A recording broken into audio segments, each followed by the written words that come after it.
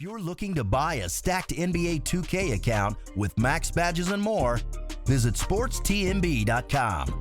He has been in the community for years and has hundreds of reviews. Click the first link in the description to get your account today.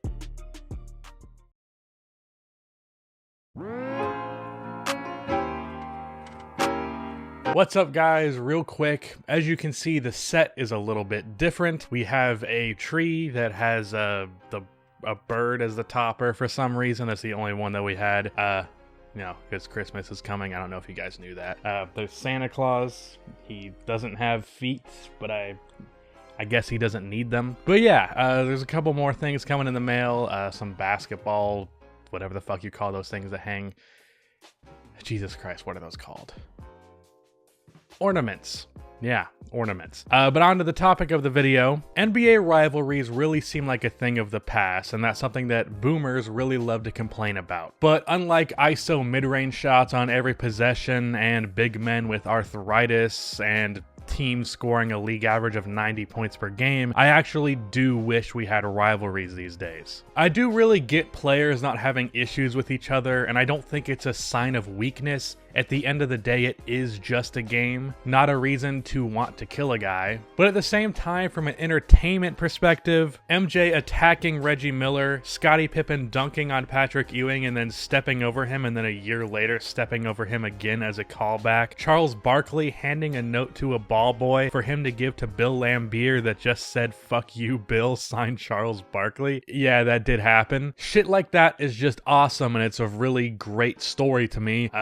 Last year, we had an example of that with Damian Lillard going at Russell Westbrook in the playoffs. The guy capped off a 50-point performance with a game winner from 7 feet behind the line with a hand in his face to end the series. And then he waved goodbye like he was the Queen of England to Russ and the OKC Thunder after all of that shit talk. It was just great. Rivalries can be a source of some of the NBA's greatest stories. The Bulls always getting manhandled by the bad boy Pistons, then Jordan and the Bulls finally overcame them just for them to walk back to the locker room without even so much as looking at the Bulls players defeated. Kobe getting his revenge on the Boston Celtics. Dirk beating the Heat after they made fun of him for being sick. I could go on, and I probably should to get this video to 10 minutes, but I think you get the point. Probably the most notable player rivalry in NBA history has to be Magic versus Bird. Now, unlike the other stories and rivalries I mentioned, with Bird and Magic, it was never much about trash talk, though it did happen. It was never disrespectful. Bird and Magic actually had quite a bit of respect for each other. Their rivalry really spawned from a wild amount of circumstances, such as being rookies at the same time, them ending up on rival franchises from the 60s and 70s, the fact that they came into the league right as it was slipping in popularity, even playing each other in a college championship game, and then there was the racial stuff on top of that. The NBA has not had a rivalry on that level in a very long time. But there are two players who haven't been in the league for too long that I think could recreate some semblance of that Magic Bird rivalry. And as long as you don't suck at figuring out what the silhouette in the thumbnail is, I, of course, am talking about Luka Doncic and Trae Young, who both have potential as superstar players, and both have a handful of connections that could lead to them having a really damn good rivalry in the NBA. Absolutely incredibly with the acrobatic alley-oop.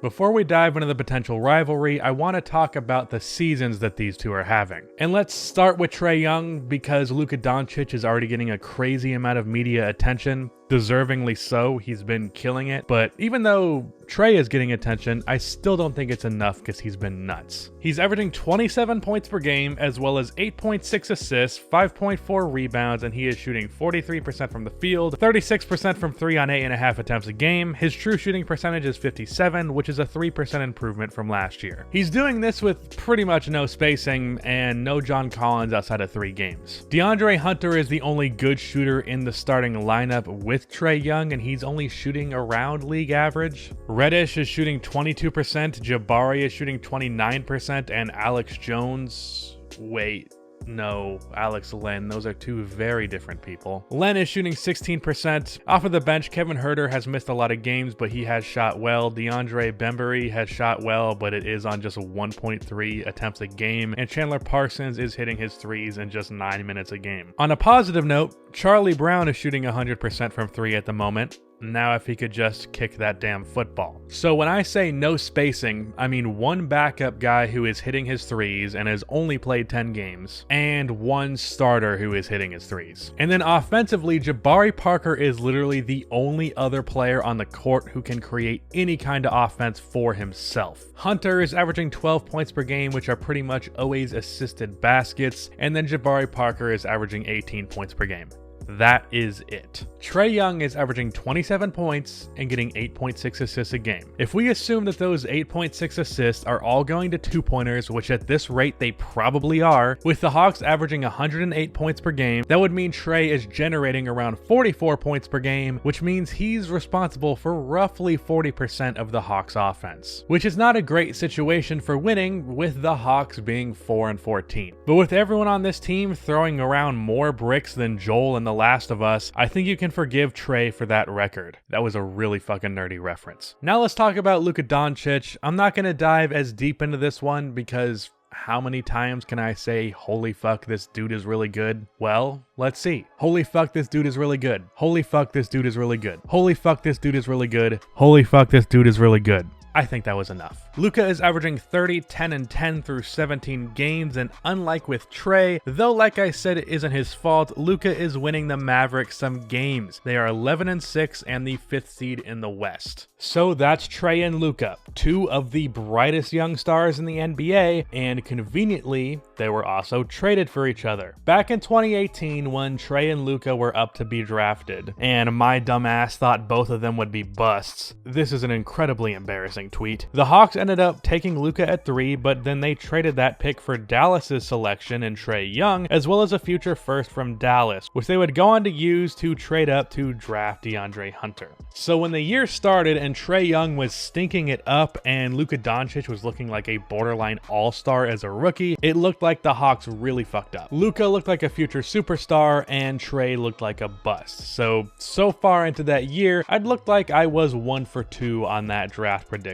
But then Trae had to go prove me and everyone else wrong by, towards the second half of the season, averaging 25 and 7 for the last 40 or so games, and actually made Luka start to sweat for that Rookie of the Year award. Already early into their careers, we had an example of a rivalry. They were really the only two players that could even sniff the Rookie of the Year award last year. It was either going to be one of those two, and obviously it was Luka. Connected by trade and connected by that Rookie of the Year race. And I really think that trade will forever connect these two. With how good both of these guys are going to end up being, there's always going to be people talking about who won the trade, probably the Mavs. Who's the better player? Probably Luka, but it might be a lot closer a few years from now. And even regardless of those questions, in a few years from now, when both of these guys are towards the top of the league, which I believe they both will be, the fact that these two were traded for each other will always be a talking point. But as for the Magic and Bird comparisons, I don't think those are the best comps for Trae and Luka, but I also do not think that they're the worst. Obviously, Trae Young does not have anything close to the physique of Magic Johnson. Doesn't have the height, doesn't have the muscle,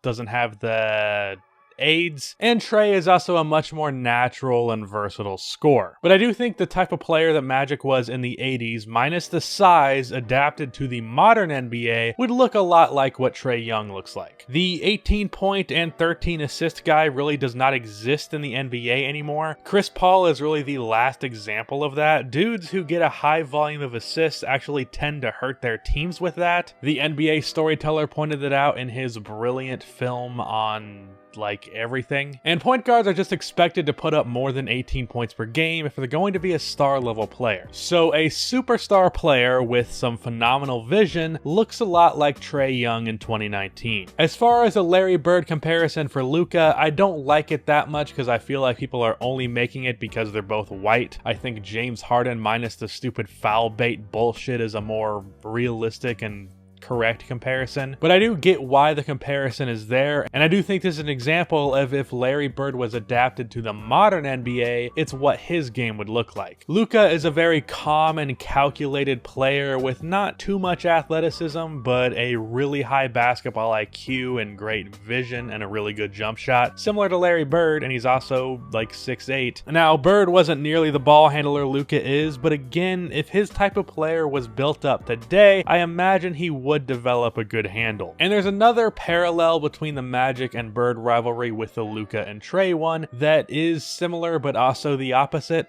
if that makes sense. Bird and Magic were drafted to the two pretty much undisputed best franchises in basketball at the time, and they went on to make them even more undisputed. But I do think Luka and Trae can be an example on the other side of that spectrum, where they lead teams with pretty minimal history to a rich history. Another reason the Bird and Magic rivalry works so well is how dominant they were with the championships. The Lakers and Celtics won most of the championships of the 1980s. I don't expect the Hawks or Mavericks to have that level of dominance at all, but I don't think you can blame that on those guys. Magic and Bird did luck into some pretty stacked teams, Magic more so than Bird, but I do think Luka and Trae can be the best player on a championship team and win their teams a few rings. I also do think there's a real chance that they one day meet each other in the finals because, like Magic and Bird, they play in opposite conferences. But probably the main reason that I feel a parallel between these two separate rivalries is how they both have a mutual respect for each other. Trae and Luka respect the hell out of each other just like Bird and Magic do. They've went out of their way to compliment each other, and Trae has even said that he thought that trade worked out for both sides and it was just an overall good thing. So yeah,